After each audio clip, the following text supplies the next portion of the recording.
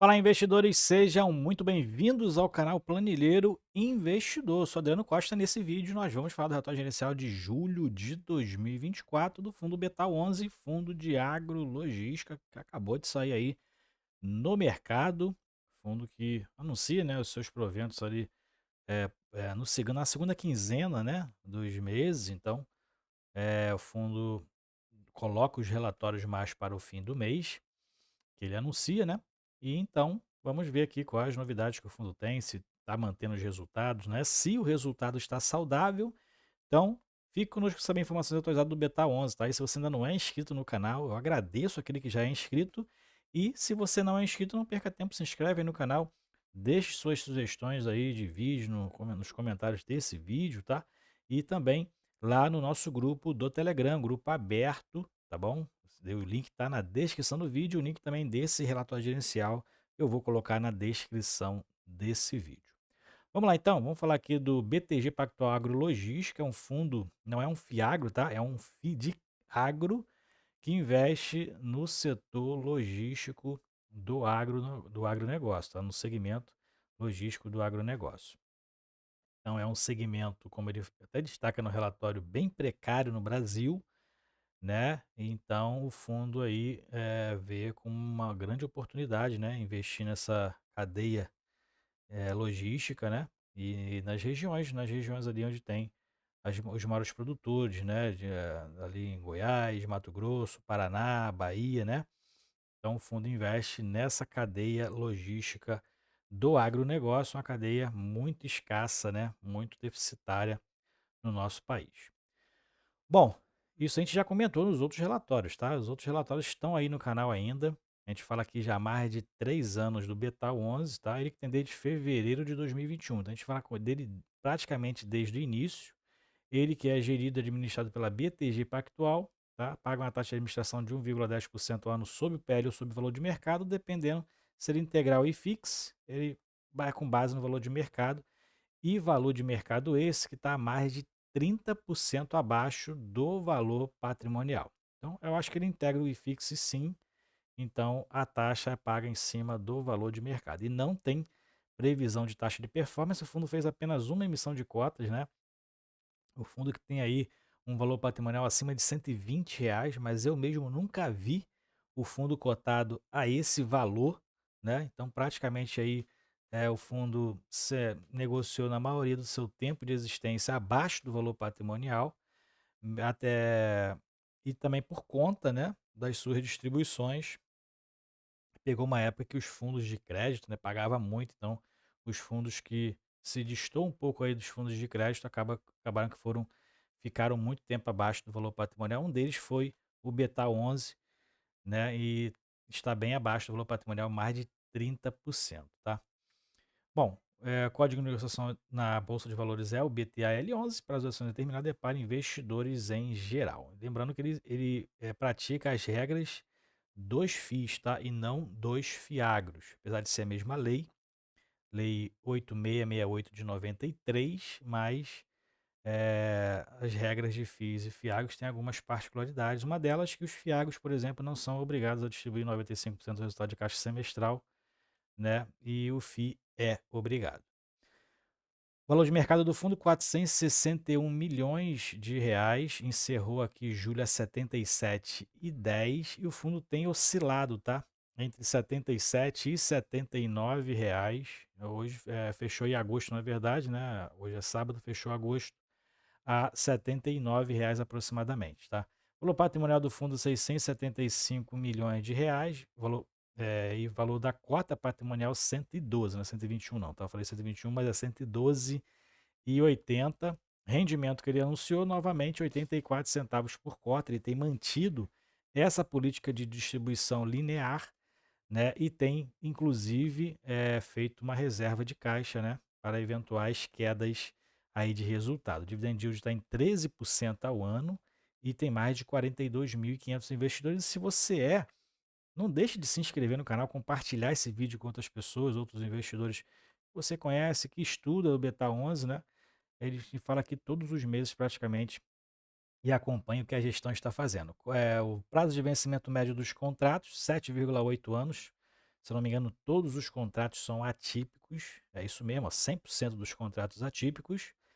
Esse aqui é a liquidez média diária no mercado secundário, sai em torno de 700 mil. Ele tem 11 ativos, sendo ele 2 CRIs, e a capacidade estática é essa aqui de 450 mil toneladas. Mais para baixo a gente tem os comentários do gestor, ele fala sobre os resultados, né? A receita que foi de 5,7 milhões, 95 centavos por cota, e o resultado líquido foi de 87 centavos, né? 5,2 milhões, o fundo distribuiu 84, mantendo, como eu falei, a distribuição linear, né? Uma distribuição ali dentro do mesmo patamar e só fazendo ali os ajustes, né, necessários em finais de semestre, né? E o fundo então tem mantido esse tipo de distribuição linearizada.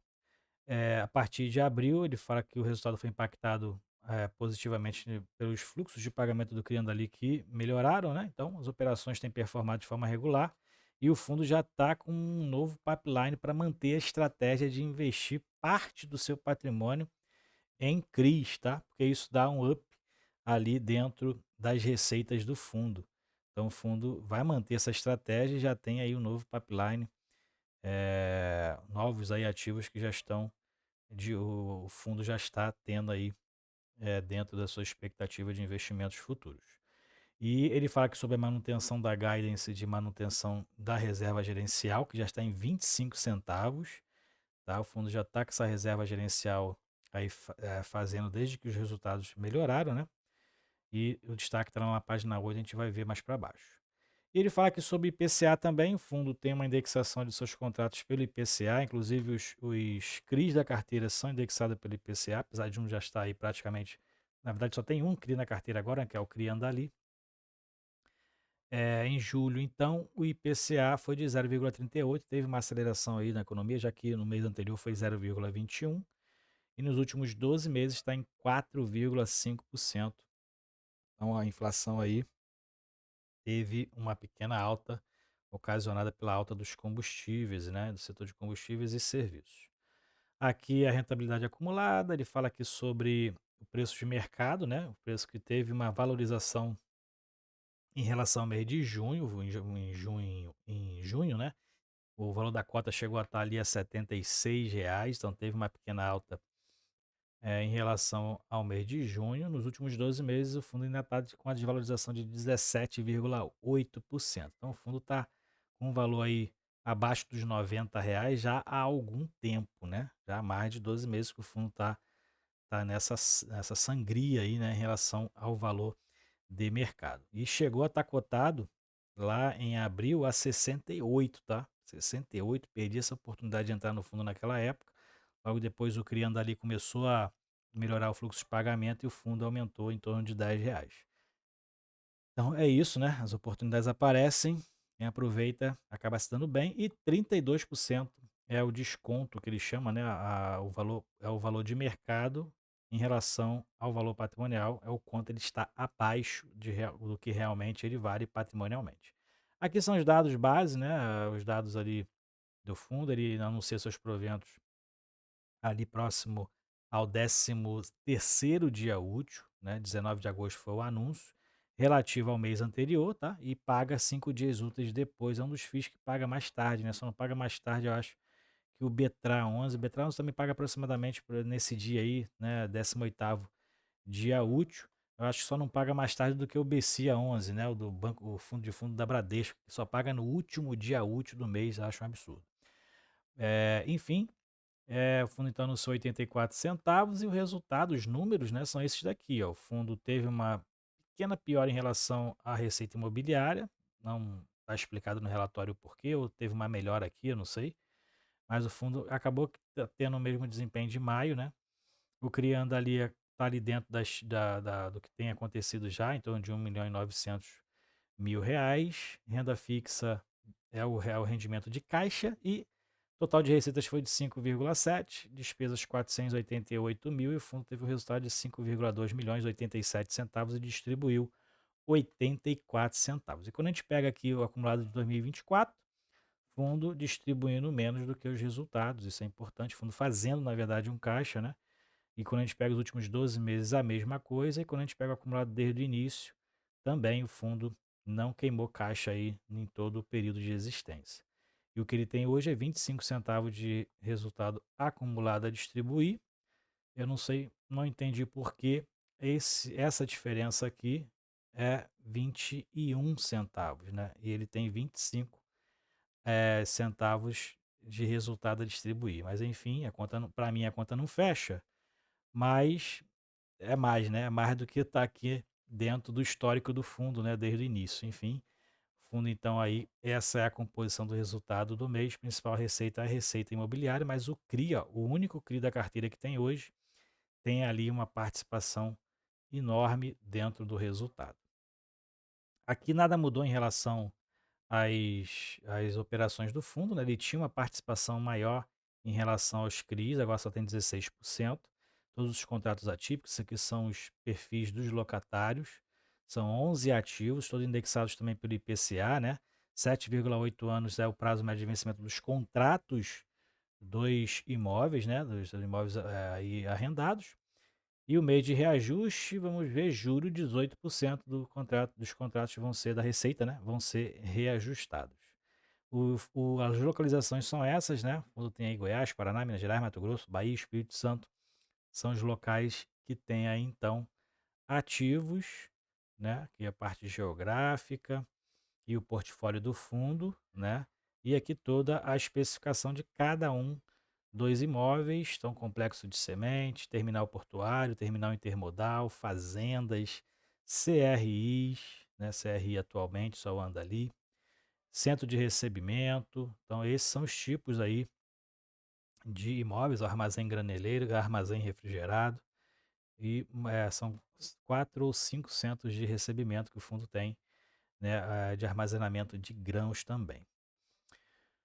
Bom, aqui para encerrar é a cotação do fundo, né, dos últimos 6 meses, o volume de negociação no mercado secundário. O fundo não tem uma liquidez alta, como a gente verifica aqui, também não é um fundo grande, um fundo de pouco mais de meio milhão de reais de patrimônio, né, e gira em torno aí de 600, 700, 800 mil reais de volume de negociação diária no mercado secundário, dependendo do dia, dos volumes, né, da quantidade de dias úteis, né. Mês de julho teve 23 dias úteis, então teve um volume maior do que junho, que teve 20 dias úteis, né? Então, acaba tendo um equilíbrio em relação ao volume de negociação mensal. O fundo está até dentro ali de uma estabilidade e dentro da rentabilidade no mês, como a gente já comentou, 2,2% foi a rentabilidade no fundo positiva, e o IFIX teve uma rentabilidade negativa de 0,5%. Então, o fundo performou melhor do que o IFIX. Beleza? Então é isso aí, atualizações do Betal 11, fundo de agrologística. Então, ainda, para mim, ainda é uma oportunidade, tá? Ainda é uma oportunidade para quem quer diversificar a carteira, botar um agro aí dentro do seu portfólio. Eu tenho observado o fundo, mas por enquanto estou me segurando, mas eu já estou de olho aí no fundo, né? Provavelmente baixando dos R$ 77, pode ser que algumas cotas entrem para minha carteira aí. Claro, eu estude o fundo, né, eu já estudo o fundo já há algum tempo, o fundo tem bons imóveis, tem contratos longos, né, e tem performado bem mesmo com outro CRI, né, ter dado ruim, né, ter dado aí saído, ter tido inadimplência longa, saiu da carteira e mesmo assim o fundo começou a ter um bom rendimento em relação ao outro CRI e normalizou praticamente a sua rentabilização, né, da carteira e a sua distribuição também. E por conta disso, a gente vê que a intenção do fundo é manter esse tipo de investimentos em CRIs do setor agro, beleza? Então é isso aí. Se você gostou do vídeo, deixe seu like, deixe suas sugestões e opiniões nos comentários deste vídeo. Claro, respeitando sempre as opiniões dos outros, né? Fique com Deus, até o próximo vídeo. Tchau, tchau.